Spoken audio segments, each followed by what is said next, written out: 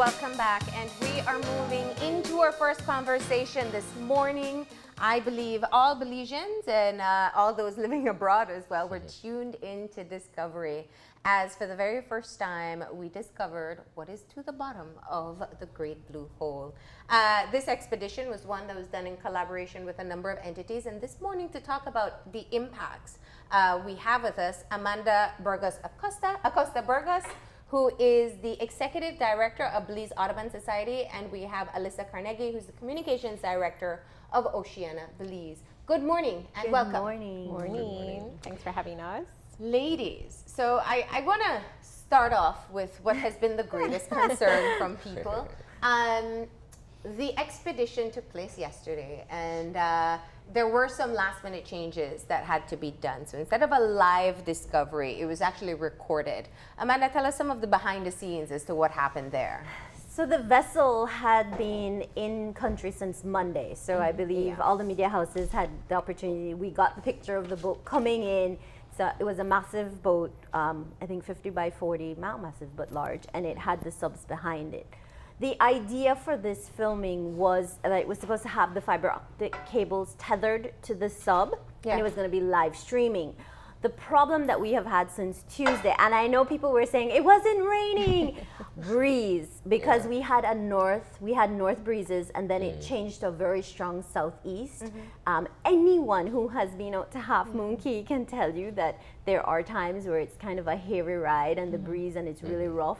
And so that was plaguing them since Tuesday. So the idea was on Tuesday, Wednesday, Thursday, do all the building up, all the groundwork being laid in that process. So there was some mooring issues even before. So to get them on the ground, to get this happening, was having a lot of logistical issues. So again, the idea was we wanted to do a live broadcast, live kind of streaming, but it's a really high risk. People have invested a lot of time, effort, and money. It was broadcasted. It was promoted as a 2-hour event. So if in the middle of this the sub swang a little bit and the tether broke, we basically would have been airing buzz, like white noise. So it was kind of an executive decision as of Saturday. They decided. Now, there is proof the boat was there. We've had lots of planes and helicopters flying over. Everyone was trying to catch live pictures and feed of it. So there's a lot of people who are there. And then you have PM who took a really nice photo op with Branson. So the bodies and the people were here. I just think it didn't play out the way. But in live TV, that's the way it is. What is the significance? I think that's the obvious question that most people would ask. How important is this, or what is the overall significance of a dive? So I do want to clarify that a little bit, in that people were, there were people who were commenting, this is not the first time people, agreed, it is not the first time that people have been to that depth actually, and it is not the first time that it has occurred. There have been more on a small scale. In the 90s, there actually was another submersible that went down. However, this is the first time it has been done publicly. It's fully approved through the government. The government of Belize will be getting the research portion, which I'll explain a little bit later. But there was an entire process, and it was billed and pitched as Cousteau 50 years later, the grandson coming back. And so that was kind of the attraction. And Branson really is an ocean advocate. And so the conservation portion of it really is what we wanted to highlight. And dishearteningly, he proved what all of us know. There is no place in the ocean that is not touched by pollution and the effects of humans. So that is kind of the bigger, it has happened, but this is the first kind of big scale version of it being televised. I also wanted to add that I think beyond that, I mean, in terms of significance, Belize was just recently delisted as a World Heritage Site in danger of losing its status. And, as a World Heritage Site, I think the whole expedition is just testament and proof to the fact that, this is something that's, we're stewards of, but it's of interest to people of the world. And the interest, the feedback, the comments, how many people were tuning in, that hashtag Blue Hole, I think is just, proof of that. So the impact portion of that question, so this was the beautiful, I said, this is a cake and it has the frosting and the sprinkles. The frosting and the sprinkles was yesterday. The cake of this, the true meat of what we're hoping to happen is that these subs are going to be equipped with sonar equipment. And so what they're going to be doing is the sonar mapping of the entire blue hole and all the stalactites, stalagmites. And the reason you do this kind of sonar mapping is a couple. One, it's fantastic imagery. It's great to know. There has already been mapping exercises, but this is really a validation, reconfirmation. And when we talk about climate change, stalactites, stalagmites are calcium based. So ocean acidification is something that maybe in a few years you'd want to check on the status of some of these stalactites. Is it still within the same, is it still looking the same kind of thing? Belize Fisheries Department is going to have a day on the sub, and so there's some research that they want to get done out at Lighthouse. And we have students, Yes. which we'll get a little bit to, I'll let Oceana talk about that. Yeah. And really, it put Belize on a platform. I know Yeah. people are like, it said into the blue hole. There's word limitations. It is, and they kept saying it's in Belize. We're off the coast of Belize, the Belizean coast. So I am sure if we do some Google Analytics, we can figure out how many pins we got and how many people are really looking at. And I mean, we're at the beginning of our tourism season. What's better than that? Getting some additional PR and publicity at this time of the year. So what I'm hearing from you is that there'll be multiple dives into the hole and other areas as well. So Yes. the first was kind of the celebrity Richard Branson, Fabian Cousteau going in together with a female pilot as well. I did say that. But there are subsequent expeditions. Tell me about that. So one of the subsequent expeditions is for students, actually. Oceana and UBERI, University of Belize, we're teaming up along with Aquatica Subs to have two students, university students, actually participate in a dive. So they're going to, they had to write an essay, a 500-word essay in terms of, why is research and conservation really important of our marine assets and resources? And the deadline for that closed on Friday. So this week we'll be selecting the two lucky winners who will be going on December 12th out to the Blue Hole, and they will be touring the research vessel, taking a dive. They'll be getting to know everyone, getting some cool swag as well, and just, participating, I think, in a once-in-a-lifetime opportunity. So we're really excited to be able to partner with UB, have that happen. And I think Dr. Ricketts, Leandra, who's the head of the marine science program there, she'll also be going on a dive along with Janelle. Yeah. So Now, from a conservation standpoint and environmental agencies, what does this change? What has been added to your arsenal in your own advocacy roles in being able to champion the causes that you both individually look at? So this whole expedition really has highlighted the World Heritage Site. I think it gives us some additional footage that we can use when we're having this conversation.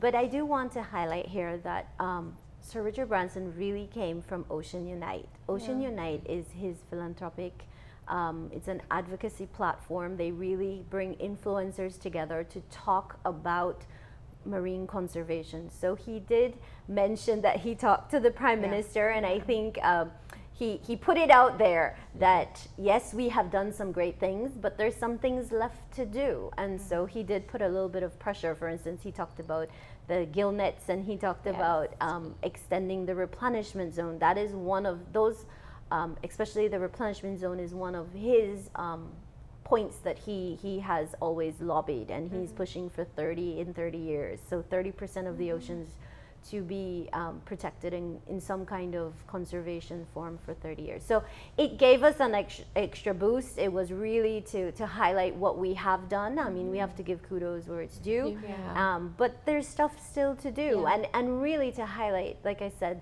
pollution is something that's coming up. Us being conscious stewards of our resources is something that's going to be all over in the next year. We're going to really be harping on it as we talk about the phasing out of single-use plastics. And so it's just adding, really, like I said, complementing to what we have. yeah, absolutely.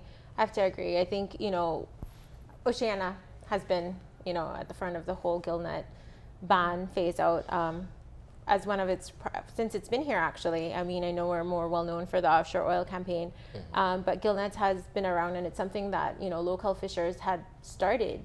And when you have people like Branson who are here, who see the beauty and, the magnificence of our resource and what we're blessed with as stewards, advocating and saying, we really need to take care of this, and seeing the harmful impact that nets cause and the need to have replenishment zones and, to do more, the space to do more, it's really great. It's good, I guess, compliment, it's good external validation in a sense, but it also shows that we're in this together, that, nothing is really safe. You think about the Blue Hole and you think about it as one of the better managed places. It's iconic, everyone goes there and it's like well taken care of, and it's still not safe from plastic. And so it just shows that we still have a lot to do. We still have, a lot more that we should be doing, and I think, gives us really good space and hope that together we will get there. I'd imagine this also internationalizes some of the local campaigns that we've been having with the mention, both of the general public and other conservation entities. What has this initiated perhaps opportunities for partnership, for support, whether financial or even just taking the campaign beyond Belize? Well, yes. It has, in a sense. Even if it's not done, let's say, formally in terms of, we have this formalized partnership, in which case we do have some really good opportunities. But, I guess like Branson being here, having been able to talk to him and him having that international voice and power and influence is absolutely significant. And I think it's testament to exactly what you're saying. Have we internationalized this? Are we creating those partnerships? And I think this is exactly, proof that this is, we are doing that. Even from locally, we are stimulating that. We are building interest. People are seeing it, and they want to come and find out more and see how they can help in their own way, which is amazing to us because, we have limited resources. We have our voice. So it's always great when we are able to magnify that voice and magnify those resources, when we have the chance. Let's go back a bit to discuss the technical aspect of what transpired yesterday in terms of the camera crew, in terms of getting certain things in place. Because a lot of times we watch television, but we don't know everything that goes into, the scene or the shot or what have you. You think you know, but you have no idea. What was that like? It's been challenging since they've arrived. I really can't stress that. They came and we had a north wind, which for anybody who's a seaman, that's just not a nice experience. My staff has been really pivotal out there. I really want to, as we say, we want to big them up because out there they've really, and if you've been to Lighthouse Reef, and I know many people have, it's full of patch reefs. So it's like a minefield that we've been having to work around. We are very conscious of our ecosystem that we exist in. And so that has been something, we don't want you in certain places. You have to be here. You can't be here. Can we move you here? So we've really been on the ground manipulating in a good way the situation. So they had the team, the film crew has been out there since Thursday, and they've been trying to get into the sub. They've been doing test runs. And like I said, I think at the end of Friday, the conclusion was that they didn't really see how it was going to be very feasible because it's basically the sub would then be attached by a long cable to the boat. And then you have motion. So this is why we were saying the park would have been closed. We sent that press release on Saturday morning, which was quite hysterical because it was rough. We didn't have our normal visitation and guests that day because it was very rough. And so there was a very small window at like 3:30. At 2 they saw it because we've been monitoring the weather the whole time. At like 1:32 they were like, let's get this going because we can do it now. And the idea was that it was pre-recorded. They were also looking at an option of maybe doing it that morning. We were playing around with various options and time frames and looking at all the variables and what would have given us the best. So at the end, that was kind of concluded that we'll use the pre-recording, which worked out nice because you ended up getting a live narration of what they were doing as they were seeing it. And I did want to stress to people, when you go to Blue Hole to do that dive, it is a bucket list dive, but it's not for the fish you're going. I always remind people, you're going because it is as close to a cave dive that you will get without having to have that length and breadth of certification. So you'll see the stalactites and the stalagmites.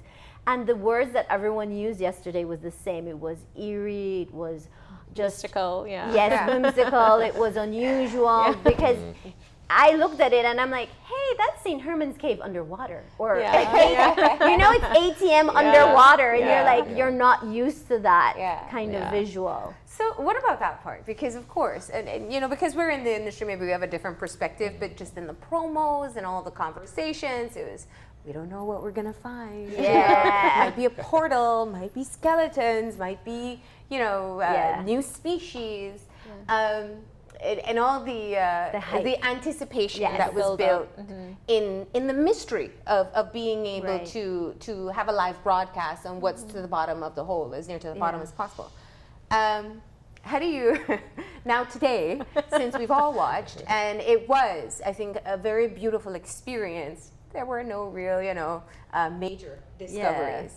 What is that like from your end? I mean, I'm pretty sure you kind of knew or anticipated what you were going to see. Yes, well, like you're saying, a lot of it was the hype that was associated. And I think for a lot of people, that is exactly what we were doing. It was the allure. And I mean, you all know that as Belize Audubon Society, we really try to promote Belizeans getting out there, knowing your country and the wealth that we have and the resources we have. We do our summer trips to Blue Hole that have been ram-packed for the past few years. And the idea there is that you're in the hole, you understand, I'm telling you what it is, you get to kind of swim in it, and you're swimming and you feel the abyss underneath you, and it's really, you get that surface experience. So I think this really just complemented it to me. I think it was really a fantastic idea of how you can see what else is there, because I can tell you there's stalactites in there and you're like, sure, but whatever that means, whatever that means, whatever but that looks until like, you see it, you're like,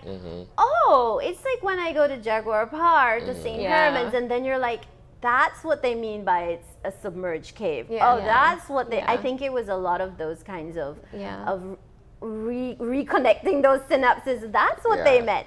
So the interesting thing here is, and I had to explain it to a couple of people, is if I can use your glass as what happened is that your glass originally on the top had a cover, and what happens at Blue Hole is that the cover fell in. So you have a sinkhole created. You're not getting natural and normal currents, wave actions. There is a really strong surface current. So if you go and you snorkel the Blue Hole, sometimes you'll experience that it's really tiring, and to swim it is exhausting. But there's no mixing. And so when you get closer to the bottom, you have a totally anaerobic kind of situation, which is what the hydrogen sulfide is. It's a pocket of, and if you've ever smelled that rotten egg smell, that is hydrogen sulfide. It's a totally anaerobic, no oxygen, there's no air, there's bacteria, but that's about what's there.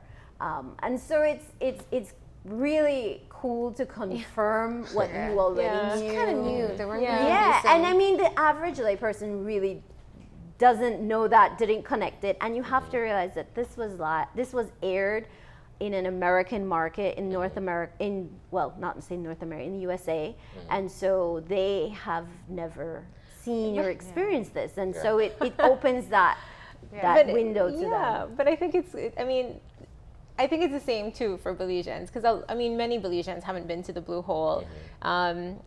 And I think, you know, having the chance to see it, and then also realize that there are no monsters that necessarily live to the bottom of the Blue Hole. It doesn't connect to the inland Blue Hole. It doesn't, you know, having some of these questions answered, I think, should be like, you know, reassuring, questions that won't keep you up at night. You know, we have validation now. But I think from a science perspective, it's super cool. I mean, I know like my nerd is showing when I say that, but, you know, looking at the impacts of like climate change and, you know, understanding, you know, what it was and where we are. And I think the implications for what we can, you know, derive from all of this over a period of time. From your perspective, with all your knowledge, with all your experience, I mean, the Belize Audubon Society is the one who takes people to the Blue Hole especially. What new did you learn from this experience?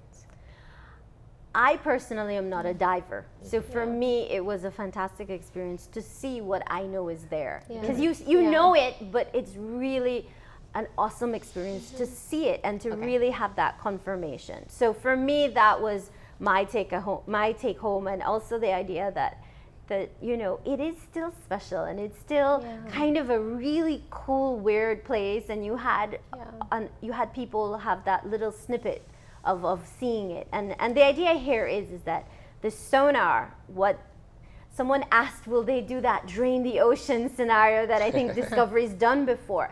With the data that's going to be collected over the next 2 weeks, because they're here until the 14th, over that time, the data that is collected is exactly that kind of data that we're going to be able to say, if I drained the blue hole, this is what it looked like. And if we had the capacities, you could do that awesome kind of 3D, 4D printouts that people do that can show you the dimensions and the depth. So those are things that are all possibilities now that we can look at, and it's going to be fantastic pictures, at least. So. I think, well, for me, you know, my son has been fortunate to go out to the Blue Hole a couple of times, and he's swum across it. And so having him see it too on TV was just like, oh my gosh, I've been there, I've seen it, and seeing that something like this could really inculcate this type of, you know, pride in terms of Belizeans has been great. But I think for me, one of the big takeaways that I saw, which I don't know if it's necessarily a good thing, was just seeing human impact, you know, bottles on the bottom,